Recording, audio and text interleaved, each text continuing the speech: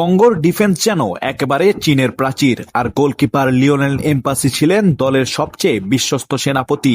একের পর এক অবিশ্বাস্য সেভ করে তিনি দীর্ঘ সময় ইংল্যান্ডকে হতাশ করেছেন। কঙ্গোর পুরো দলটাই যেন একটা জেদ নিয়েই মাঠে নেমেছিল, আমাদের জিততেই হবে। প্রতিটা খেলোয়াড় নিজের সেরাটাই উজাড় করে দিয়েছে। কিন্তু ফুটবল সব সময় পরিশ্রমের পুরস্কার দেয় না। ম্যাচের শুরুতেই মাত্র 7 মিনিটে সিপেঙ্গার গোলে 1-0 ব্যবধানে এগিয়ে যায় ডিআর কঙ্গো। সেই মুহূর্তে হয়তো সবাই ভেবেছিল এটা শুধু সময়ের ব্যাপার, ইংল্যান্ড ঠিকই ফিরে আসবে। কিন্তু কঙ্গোর ডিফেন্স আর গোলকিপার এমবাসি সবাইকে দেখিয়ে দিলেন লড়াই কাকে বলে। ইংল্যান্ড একের পর এক আক্রমণ করেও প্রথমার্ধে গোলের দেখা পায়নি। প্রথমার্ধ শেষে দুশ্চিন্তা নেমে আসে ইংল্যান্ড শিবিরে, কারণ কঙ্গোর রক্ষণভাগ তখন অদম্য এক প্রাচীর। দ্বিতীয়ার্ধেও কঙ্গোর মনোবল ছিল একই রকম, কিন্তু 75 মিনিটে তারা বুঝতে পারল ইংল্যান্ডের দলে এমন এক মরণাস্ত্র আছে যার নাম হ্যারি কেইন। দুর্দান্ত এক গোল করে ইংল্যান্ডকে ম্যাচে ফেরান কেইন। কঙ্গোর মনোবল তখনও পুরোপুরি ভাঙেনি, তবে ফাটল ধরেছিল।